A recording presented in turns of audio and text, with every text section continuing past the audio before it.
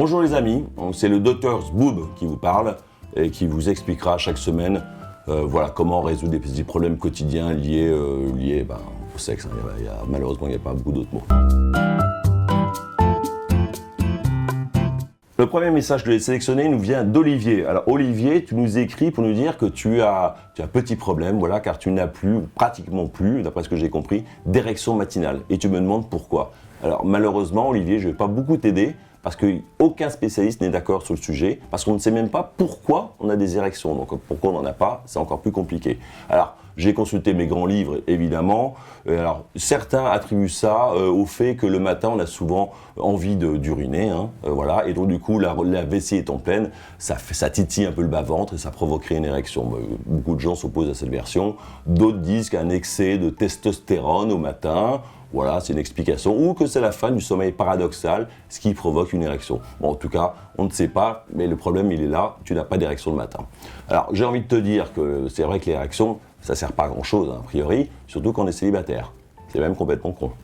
Mais en revanche, ce qu'on appelle l'érection matinale, ou les Romains appelaient ça l'erectus matinus, ou les matins triomphants, disait Victor Hugo.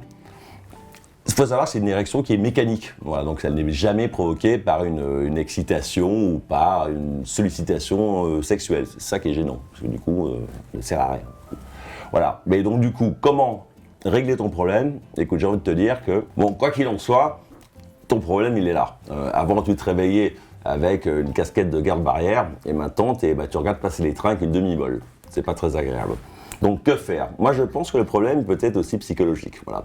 Peut-être que tu as eu une ex que ça choquait, parce que c'est vrai qu'une érection le matin, ça peut être considéré par certaines filles comme une sorte de sollicitation un peu agressive, comme une obligation de faire l'amour au réveil, ce qui est vrai que c'est pas forcément agréable, parce que le principe, c'est quand même qu'on fait quand les deux en ont envie. Ça, c'est quand même la base.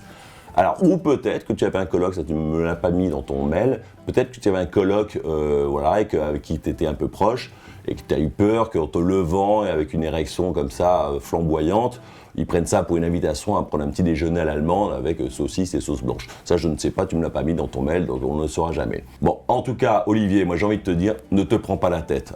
L'érection viendra quand elle viendra. Statistiquement, c'est dur à dire, ou de façon mathématique, il y a bien un matin où tu vas te lever avec c'est compris. Et là, je pense que tu peux scorer. Voilà. Et puis n'oublie jamais ce vieil adage, quand même bien français. Il était inscrit sur une très belle assiette qui était accrochée au mur chez mes beaux-parents dans le Jura, qui disait « Les hommes se réveillent avec une érection, les femmes en bâillant. » Coïncidence? Non, je crois pas. Je suis assez d'accord. Deuxième mail nous vient d'une certaine Manon. Et là, elle a retenu mon attention parce que Manon, elle nous évoque un problème qui est assez de saison. C'est qu'elle éprouve au retour de la Riviera, on s'est baigné dans la Grande Bleue, des sortes de démangeaisons dans toute la partie vulvaire. Alors elle me demande pourquoi. Alors évidemment, j'aurais pu faire simple et dire un peu comme dans Les Bronzés, comme Christian Clavier, que c'est une simple irritation de mer. Non, c'est pas sérieux et c'est pas le genre de la maison. En tout cas, le Dr Zboob s'oppose complètement à ce genre de raccourci. Voilà. Moi, je te dirais que le plus simple, ça serait quand même, de façon très sérieuse, d'aller voir ta gynéco préférée, un frotti-frotta, un petit bilan. Et là, t'es gagnant, c'est du gagnant-gagnant. Ou t'as rien, tu repartiras rassuré, ou t'as un petit problème, j'espère, et qui sera petit, et à ce moment-là, elle te dira comment le soigner, et le cas sera réglé. Mais Dr Zboob ne peut pas te laisser comme ça en race campagne avant ton rendez-vous, parce que tu es peut-être quand même un peu angoissé. Alors, qu'est-ce que je vais te donner? Deux petits trucs astuces simples. Le premier truc que je pourrais te dire, c'est que peut-être que ton irritation vient du fait, ça arrive assez souvent, plus souvent qu'on le croit d'ailleurs, au fait que ton amoureux, ton copain, a un sexe qui est un peu abrasif. Ça arrive malheureusement, on ne peut pas l'expliquer pourquoi. Alors là, la solution est assez simple, je pense que tu l'avais déjà compris. Il suffit de prendre un petit morceau de papier de verre, voilà. Alors je conseille de prendre du 200 ou du 400, voilà, papier avec un grain très fin. Si vous prenez du 50, vous allez lui abîmer le casque, ça va être catastrophique. Et donc vous lui passez doucement, tu lui passes doucement sur le gland un petit papier de verre, sans trop appuyer bien sûr, pour pas l'abîmer. Et on termine toujours, mais ça c'est un grand classique, vous le savez, par la peau de chamois, voilà, pour polir le casque. Si vous n'arrivez pas ou si vous êtes un peu gêné, vous prenez rendez-vous chez le carrossier le plus proche de chez vous, un modique somme de 20 €, il vous réglera ça en 2 temps, 3 mouvements. Deuxième solution, beaucoup plus moderne celle-ci, je pense que je suis un précurseur en la matière. Tout le monde a un smartphone. Vous prenez votre smartphone et vous l'introduisez en mode vidéo dans un Touchard. Voilà.